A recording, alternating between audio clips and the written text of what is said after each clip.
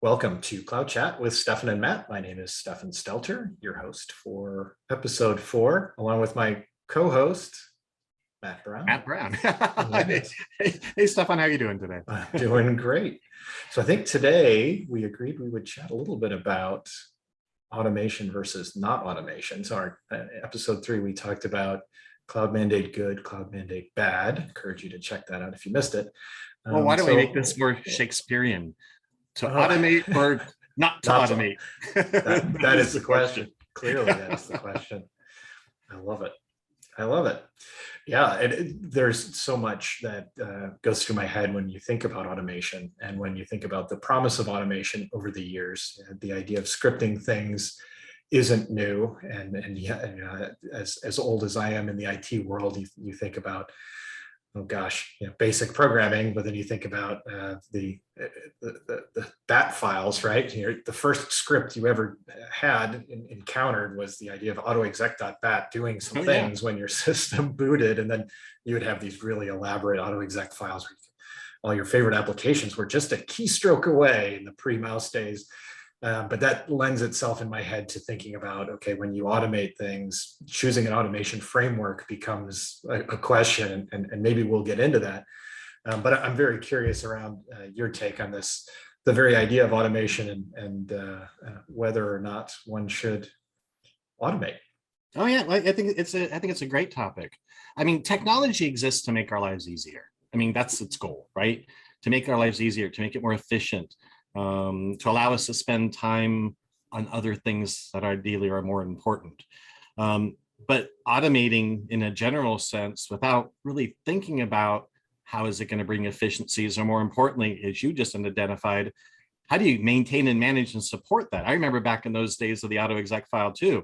God forbid somebody deletes it and you were kind of screwed. Right? Yes. Did I have a backup? Gosh. Yes. Did I make a backup copy? Yes. Which then implies whatever technology we put into place in automation, it does require care, feeding, and support. So there's a lot that goes into automation. In my personal experiences, I've seen automation play extremely well, and I've seen it actually complicate the issue beyond reason. And I think, again, there's a spectrum there. And I think that's, again, the kind of the crux of our conversation. So I'm excited to get into that. And I'm also, when you were talking about what technology is supposed to make things easier, my early fascinations with computing were in many ways driven by my desire to show other people how it can make their world better. And it oddly lends itself to some of the things that you're talking about from a why automate it perspective. I mean, well, just because I can put it into an Excel spreadsheet or Lotus 123 or whatever it was back in the day, maybe I shouldn't. I'm curious if you've run into some examples of that sort of, is it worth the effort to do the automation? When maybe the question is, when does it become worth the effort to automate? I think there's some basic tests that you have to kind of do before you decide if technology can even help you. I think the first one is, is what the task is doing still worth doing? And I know it sounds silly, but sometimes technology people come in and the business people, or to recommend a change, and the business has never really evaluated whether or not that process still even makes sense. And so that's the first kind of tick. Does the process still make sense? The second is the process efficient? Is the process through the manual steps as efficient as it can be? I mean, that's why we want to apply technology, but the steps have to be manually efficient first, right? Am I achieving my results for a quality output? And then the third thing is, well, automation comes at a cost. It's not a one and done. So who's going to manage the automation? How much does the automation cost to support? The implication of automation means it also probably always has to run. So there's a lot of support and architecture elements that go into that. Then you have to do that last piece is the cost of implementing it justified by the process? Would you still actually save money? And if none of those things are true, then you probably shouldn't automate. And actually, there's probably another one that probably needs to be squeezed in. How frequently do you do the task? You're doing something once every That's the one I quarter. was thinking about. Yes, we have those conversations with customers and partners. Context is everything, and if you're looking to share the great automation frameworks that you support, and you're leading with something that the customer doesn't expect to have to do multiple times. Their goal was to make their environment easy to use. So they were leveraging technology that we offered to give a large single namespace, for example. Why would I want to create multiple large single namespaces? Right. Kind of by definition, I wanted to have one large single namespace. Why are you showing me how to automate this process that I intend to do once if your product is as easy to use as you say it is? But yeah, so knowing your audience, knowing the context. And then also getting, I think, whoever's going to benefit from the automation, again, understand how they're going to support it. Let me give you a great example here. So pre-COVID, I have a whole series of automation for the house. Lights coming on, radios coming on, sprinklers, pick your thing, my garage door, everything's automated, right? When COVID happened, a lot of things were happening that we didn't need to happen anymore because we were always home. But unfortunately, I was the only one who knew how to manage the automation. So I'd get calls because I would either go out or something, and the wife would call me and go, I cannot do X because it's all built into the automation, which then taught me then that if you're going to be able to automate, the people who use it have to understand how to go back and revert back to manual mode should they need to, for a variety of reasons. Whether the automation's down or a situation changes, you don't want the business or the task to be able to stop. Yeah, I'm hit by this idea of documentation.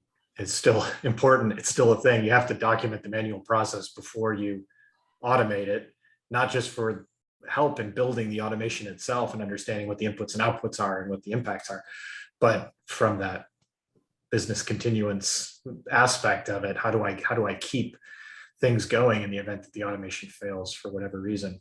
And I've certainly been struck by automation situations that have where the automation tool has changed versions, and now the automation code that runs inside of the automation tool no longer functions. And you think the care and feeding piece. Yes, that really struck me. You're thinking about, we're trying to eliminate some technical debt, maybe, or are we trying to work around technical debt with automation, but yet creating new technical debt with the automation process itself feels a little bit like a spiral that could be painful. Any suggestions on avoiding some of those pitfalls? Well, actually, I have more questions than I have solutions for you. That's fair too. Here's another to build on your piece. Here's another challenge. When you automate a process, the process just now starts happening in the background. The process loses visibility, and I would argue, without having somebody with intent going back and looking at revisiting those processes, you endanger yourself by having legacy outdated processes way down your business. So kind of building on your thing, not only do you have to document how to support the technology, be able to allow the upgrades to happen, somebody also needs to pay attention to the process and make sure that the process still has viability on regular intervals. There's a lot that goes into there. And you can easily see how automation in some ways can actually start to hinder your effectiveness in the business. Yes, and are you automating things that people are actually using, right? At what point is the consumption of what you've automated, does it stop in the life cycle of an application, for example? And what resources is it consuming as a result of just mindlessly continuing that automation? Should there be an automation dashboard that lets you know, hey, this automation job completed, and we expect it to complete 10 times a day, 12 times a day. And if that doesn't occur 12 times a day, then that should be something I would be notified of. What kinds of mechanisms do you build or do you think about from an automation perspective to check on the health of your automation? Well, and then it's funny because I did a lot of stuff in my early career in telephony. And I'm going to talk about something that all of us have very painful experiences on. Voice navigation systems, when you're talking about navigating your way to either a credit card or your travel or what have you.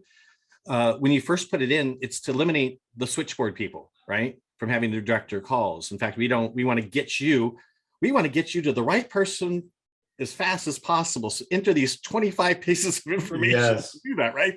And again, the intent of the automation was good, but over time, you're trying to create a better customer experience when you're doing exactly the opposite. And actually it's taking more time. So not only do you have to consider more of your customers' time, right? What are you measuring? Yeah, right. we've saved all of this time with the operators. So, our time is optimized, but is the customer's time optimized? What is their experience? That's yeah. Are you measuring the right things? And which is another great point. So what you're calling out is when you're automating, when the process makes sense to automate, when there is definitely benefit because of the volume, the demand, you're wanting accuracy, all those things are good reasons to automate. But what we're calling out then is it's not just a one and done. It needs to have care, health, and hygiene to scale up. You need to understand how the architecture exists, so documentation. Somebody needs to support it. We live in a world that you can't have the downtime. And if certain volumes, these things can never go down.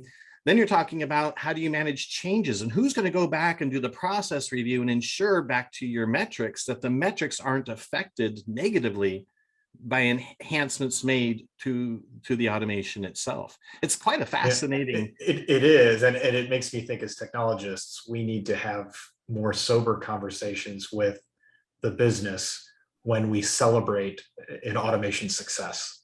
Yes. So as I think about, hey, ways that have helped people with computing over the time, with automation, with scripting, you want to show you're so proud of the result. Look, I can do this automatically. It happens. Look at it go. It's doing its thing. I have to intervene. This is marvelous. And we forget to communicate the responsibility that comes with that power of the care and feeding and maintenance that you just described. How do we temper our enthusiasm as technologists to make sure that we're setting the right expectations as we deliver that automation? Here's the benefit. Here's what we've done. Here's the cost, and be aware of it. And we can decide to continue the manual path, or we can leverage this automation with eyes wide open and understanding that there's a care, feeding, maintenance aspect to this. And we haven't absolved ourselves of the documentation effort that's required to make sure we can do this in the event that it fails, or that something in the automation infrastructure lets us down. Right. And I mean, and to build on that, what's plan B when the automation is off for whatever reason? Can't you even fail back to a manual process? Because that question will answer how important the architecture is to that automation, right? Yes.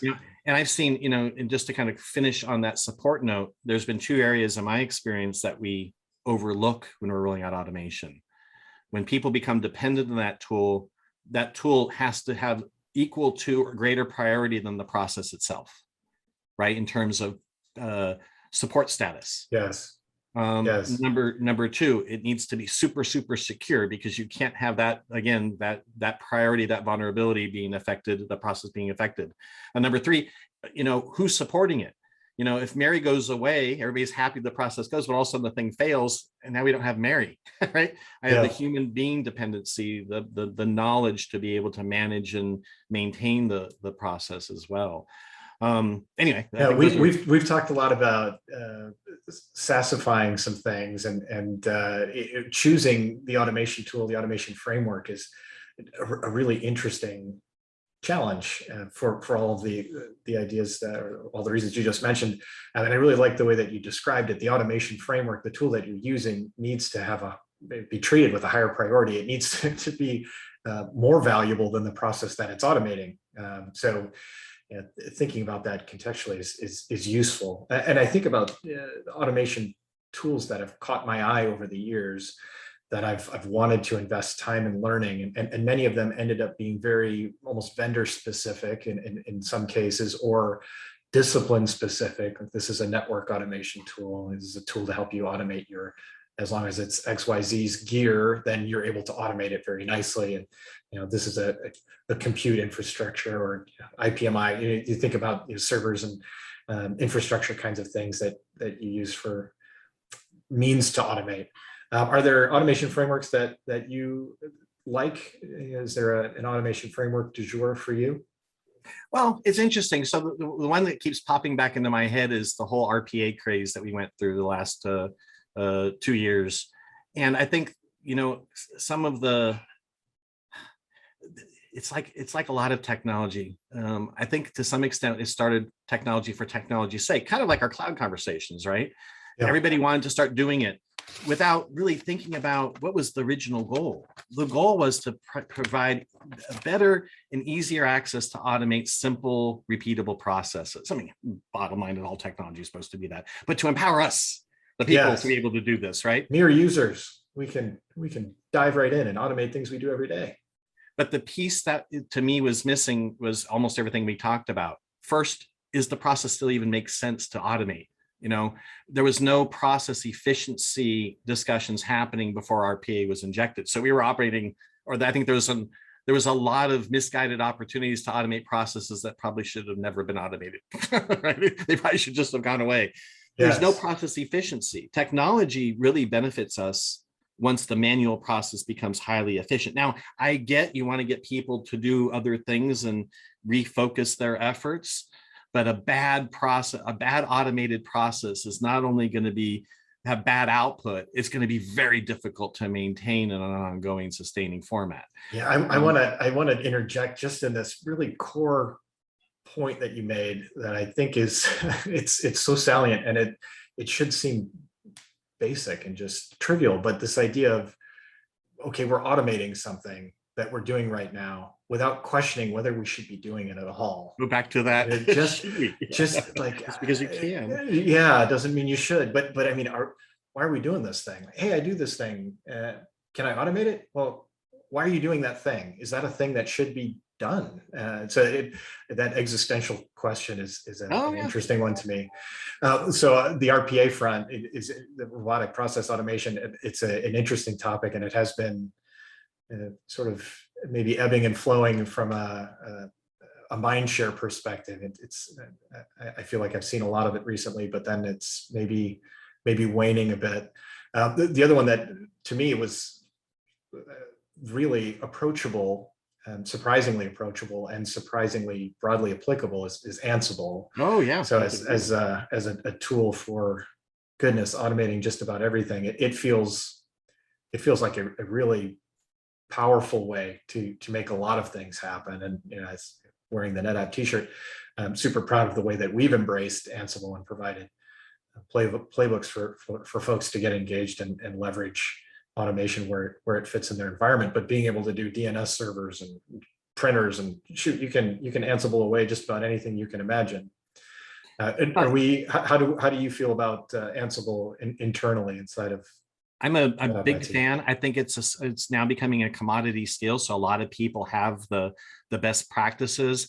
Also through people's own experiences, they realize how important it is to maintain the libraries, how important it is to do cross training. So not just one person knows what's going on, because they become your lifeblood. They are the reason why your life is easier. So the teams that are adopting it not only are looking for the skills, but also looking for how do you care and feed for these libraries to help grow and really continue to help provide the benefits they do. Yes, I've heard a lot of people say, well, you just need to learn Python.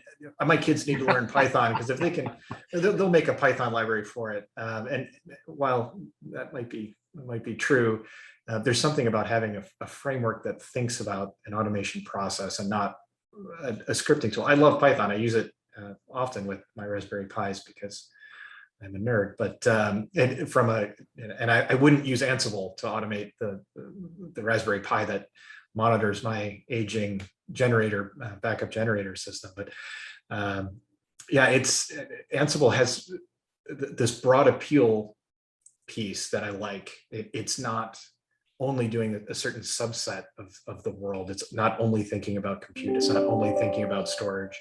It's not only thinking about networking. It has this broad appeal, and it supports cross-platform. If you can use Ansible to automate Windows systems and Linux systems and NetApp storage arrays and other providers arrays.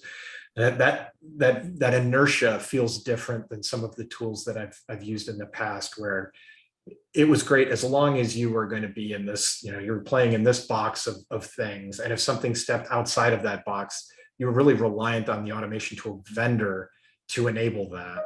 And there wasn't a real convenient way for open source to build that and integrate it in, because I'm not faulting the vendor. It's just the vendor needs supportability in their world, so they need to keep it in a box. How do you pay to support these things that fall way afield of what you're willing to invest? Anyway, that to me was a powerful reason why Ansible was worth investing time in, and the other piece to me was the simplicity for it. It's very readable.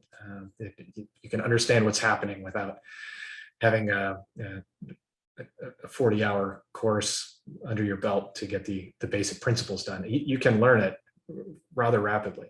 Yeah, and it has the community around it. It has the ability to share libraries. So it does have all the, I think, the necessary elements to really build on an automation platform. So I completely agree with you. I think it's a wonderful tool, and it's being used in the right ways. It's making our admins' jobs easier by making those more repeatable and higher quality to that repeatability. We're even using it in ways for security to go back and ensure as-built remain as-built. So it has a lot of key core functionality that, again, not only makes our lives easier, but also preserves the integrity of our systems for our company. Love it. Well, so we did the good and the bad. Indeed. This has been a delightful conversation, as always.